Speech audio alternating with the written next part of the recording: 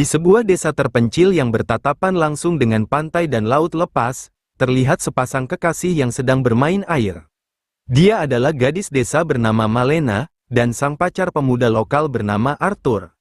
Terlihat Malena serius membicarakan sebuah keinginan untuk meneruskan studinya, yaitu kuliah di kampus idamannya, nun jauh di sana di kota Manila. Keinginan Lena untuk kuliah di kota Manila ternyata sangat kuat, terlihat saat kedua orang tuanya tidak menyetujui karena faktor ekonomi keluarga yang memang takkan sanggup membiayainya. Setelah terjadi cekcok, Lena mengancam akan pergi sendiri walau tanpa persetujuan kedua orang tuanya. Sikap Lena yang bersikeras membuat sang ibu marah dan membiarkan Lena yang mencoba pergi dari rumah.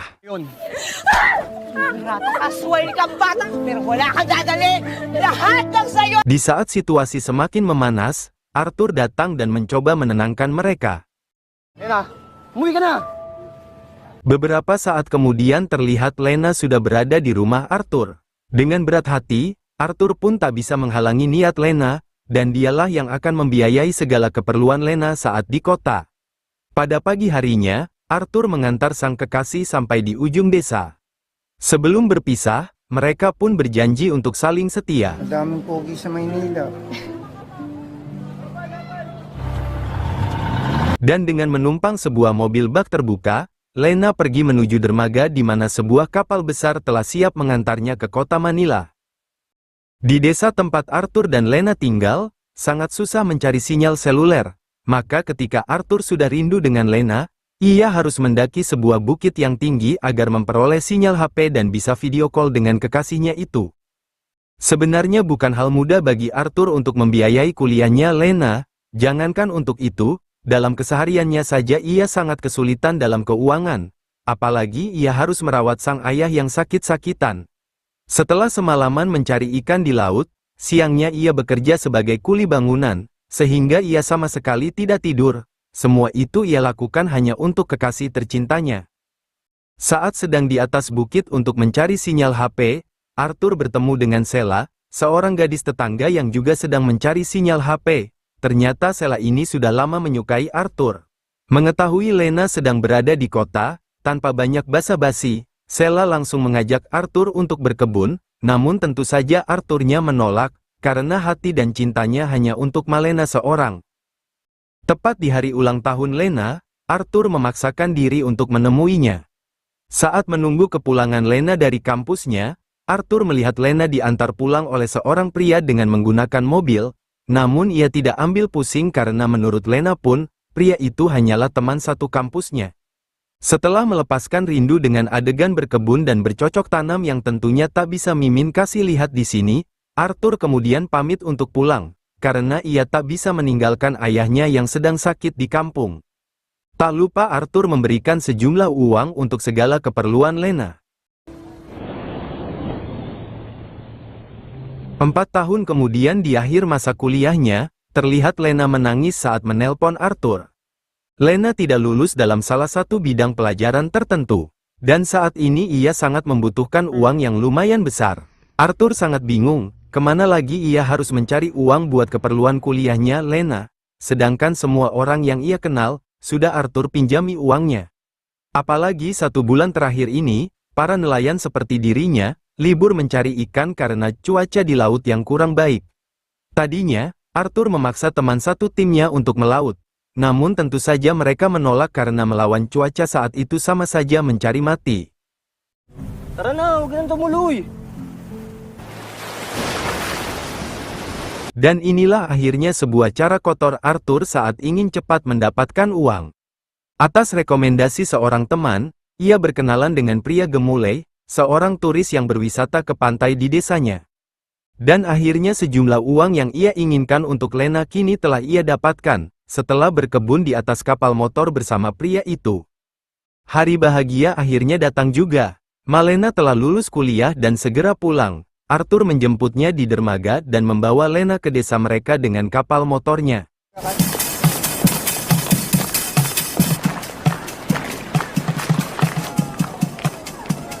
Lena tak menyangka dirinya akan disambut oleh keluarga dan para tetangganya dengan meriah.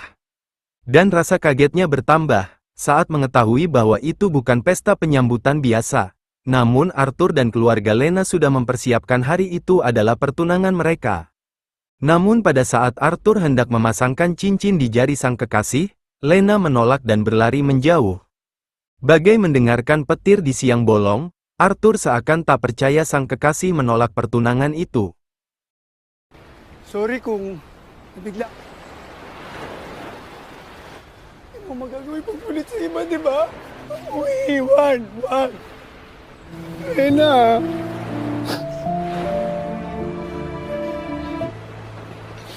Ayah dan ibu Lena sangat menyayangkan sikap anaknya itu. Mereka tidak menyangka Lena akan menolak saat Arthur mengajaknya untuk menikah. Padahal, Arthurlah yang membiayai Lena semasa kuliah. Namun Lena kembali bersikeras, ia terus terang bahwa selama ini ia tidak begitu mencintai pemuda kampung itu. Dan dengan polosnya ia berkata, bahwa dirinya akan mengganti semua uang yang telah Arthur berikan selama ia kuliah. Akhirnya Lena mendatangi Arthur untuk meminta maaf. Ia berkata bahwa dirinya tak bisa seperti dahulu lagi. Kini ia adalah wanita modern yang tak bisa selamanya tinggal di desa itu. Ia akan kembali ke kota Manila dan berkarir di sana. Dan untuk biaya kuliah yang telah Arthur beri, suatu saat bila Lena telah bekerja, ia akan membayarnya. Mendengar semua perkataan Lena, membuat hati Arthur sakit bukan kepalang. Apalagi saat ditanya apakah Lena sudah punya kekasih lain, Lena hanya menjawab dengan permintaan maaf saja. Tapatin mo nga ako. Hindi ko sinasadya. Mahal mo pa naman ako, di ba? Huwag mong gawin sa akin to. Lena, mahal kita po.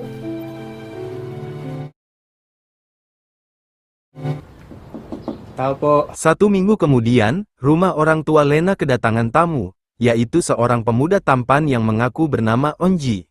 Onji mengaku sebagai pacar Lena di kota. Ia menyusul Lena ke desanya karena khawatir sudah 1 minggu belum kembali ke Manila, padahal Lena berjanji hanya 1 hari tinggal di desanya. Ibu Lena pun terkejut, karena menurutnya, Lena pamitan untuk kembali ke Manila 5 hari yang lalu. Lalu kemana gerangan Lena? Orang tua Lena pun panik, kemudian mereka menuju rumah Arthur. Karena pada saat Lena akan kembali ke Manila, dia diantar ke dermaga oleh Arthur. Arthur! Namun menurut Arthur bukan dirinya yang mengantar Lena ke dermaga, tapi salah seorang temannya. Arthur pun kaget mendengar Lena belum sampai ke kota Manila. Tak lama kemudian, tampak Arthur tergesa-gesa menemui temannya. Tangina mo, nasan si Lena? Nun jauh di sana, di sebuah pulau terpencil, sayup-sayup terdengar suara seorang wanita minta tolong. Dan ternyata itu adalah jeritan Malena, yang disekap oleh seseorang di tepian sebuah pantai yang sepi dan kosong. Scene film kemudian mundur ke belakang sekitar 5 hari yang lalu, saat itu terlihat Lena hendak kembali ke kota. Sebenarnya, Lena tidak mau diantar lagi oleh Arthur. Namun karena Arthur memaksa, ia pun tidak enak untuk menolaknya.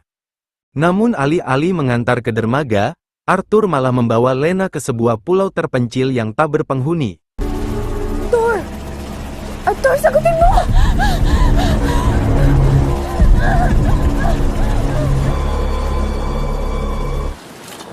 Kung magiging mabait ka lang sa akin, Sudah hampir 5 hari Arthur menyekapnya di sana. Meski dikasih makan dan minum, namun tangan dan kaki Malena diikat dengan tali.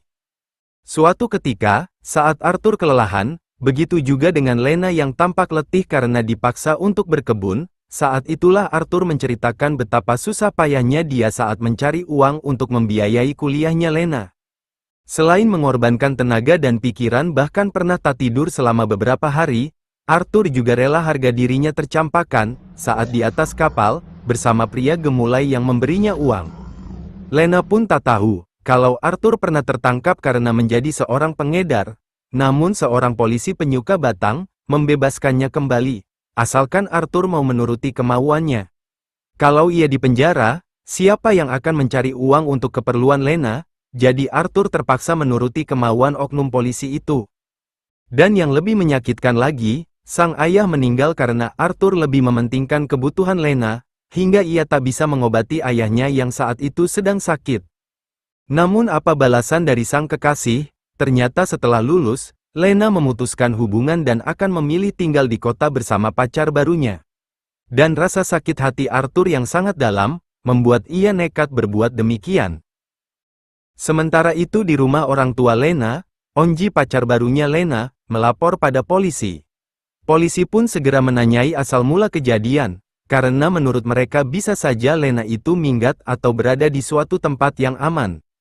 Tiba-tiba Arthur datang dan memberikan HP pada orang tua Lena, di mana di HP itu ada voice note dari Lena, yang berkata bahwa ia kini berada di Manila dan dalam keadaan baik-baik saja. Mendengar itu mereka jadi lega, kasus pun ditutup, para polisi pun kemudian pergi. Hanya Onji saja yang terlihat penasaran dan tidak puas. Lalu ia pun mengikuti kemana Arthur pergi, dan saat terlihat Arthur sedang minum bersama teman-temannya di tepian pantai, Onji mengendap masuk ke rumah Arthur, untuk mencari sesuatu yang menjadi penunjuk keberadaan Lena.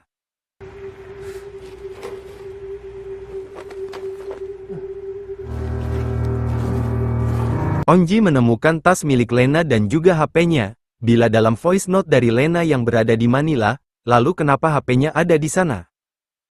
Tiba-tiba tanpa Onji sadari, Arthur sudah berada di belakangnya. Hayop ka? Ha?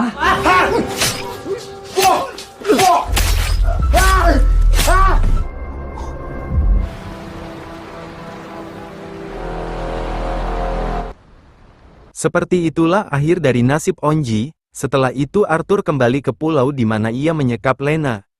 Dengan kaki diikat, Arthur kemudian mengajak Lena untuk melakukan ritual layaknya orang yang sedang menikah. Dan terlihat Lena hanya bisa menuruti saja apa kemauan Arthur. Beberapa saat kemudian, setelah berkebun layaknya malam pertama, Arthur sangat kelelahan dan tertidur. Di saat itulah Lena tidak menyia-nyiakan kesempatan untuk kabur.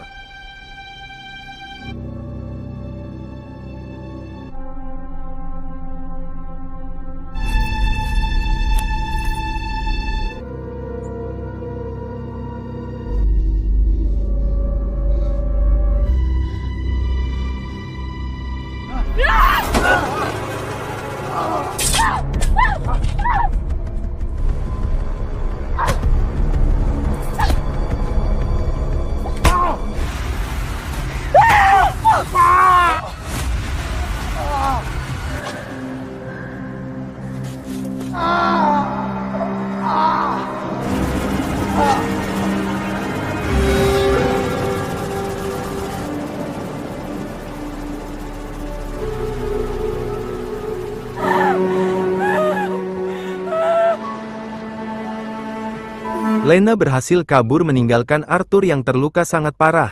Nah, seperti itulah akhir dari film ini. Terima kasih sudah menonton sampai akhir.